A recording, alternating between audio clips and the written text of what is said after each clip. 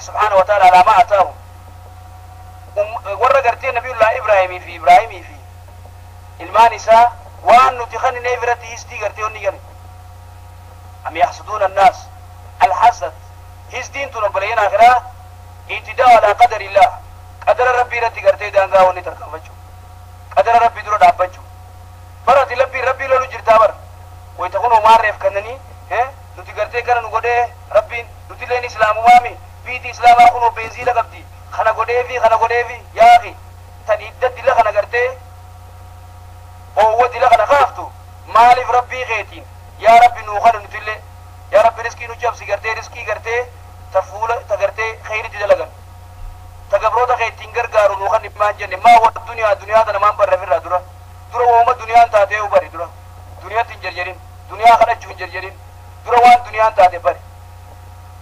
tokkoffaa duniyaan tun akka nama gartee rabbiin fedheen malee alaaqa taate beek duniyaa wayta rabbii si cabse akka imtihaana si godhu jirullee beek akkasuma koru jiru yoo si dhoorkatellee akkasuma koru jiru beek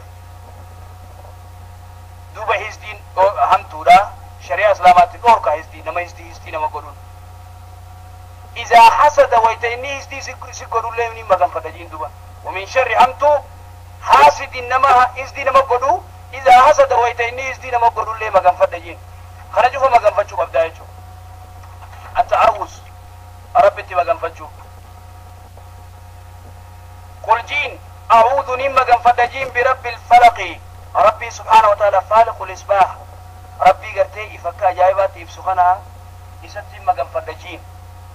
من شر همتو ما خلق إني أمره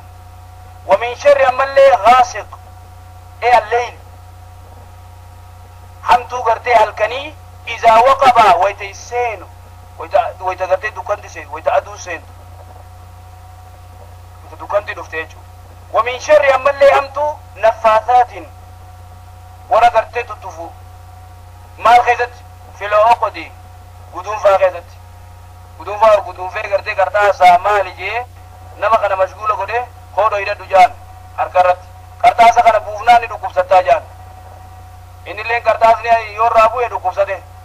لأنه فرد خاسموت إتيامني جر سيقوله لا لدو سايكولوجي أجايبات جر شريعة سلامة نخجت ولكن من يعرف سايكولوجي أجايبات جر سايكولوجي نكا جرتو في شريعة الإسلام إتسياغا جل جوجكسي فكينيا رسول الله صلى الله عليه وسلم سياتي aaraabti tokkotti ol seene gaafachuudhaaf namtichi buseen akka ajaa'ibaatti islaamaa buseen akka ajaa'ibaa gargar godhu jirti margaa urgufachiiftee daaraa godhu jirti ergamaan rabbii kan war beekuu itti jabaachuu kan war beekuu insha Allah xuhurullaa baasa jeen abshir ni fayyitaa jeen amma kaata abshir jeen yaaboo maaliin kaa jeen qabrii na ziyaarsisuuf deemti izan hayyee jeen gaa akkas taatu humaa gaaya eega kas niyyatti abshir jeen hayyee izan jeen waytuma san du'e gurbaan tanaaf ergamaan rabbii maal jeen nama tokko dhukkubsataa tokko waytatti ol seentan hospitaala wayta dheeytan mana yaalaa wayta dheeytan nama akkaan dhukkubu abshir ni fayyitamu jiin sammutti fudhataa maal jechuun hin fayyaja illaa yoo qadari rabbii subhaanahu wa ta'ala ittiin dhufin san akkas talama daa'oo nama gartee hedduu dalan كان دلن سوق دتو لا تغضب جي رسول الله صلى الله عليه وسلم نادام يا رسول الله لا تغضب الدلنين دلن سنتو واحد دون ما دليت بدو ولهذا دوبة تناف من شر عمتو حاسد لما قرتي وانيو نمتي قدو إذا حسد ويتيني وانيو سيقدو رأي اللي خلال رأي اللي ربي خيتي مقام فتجي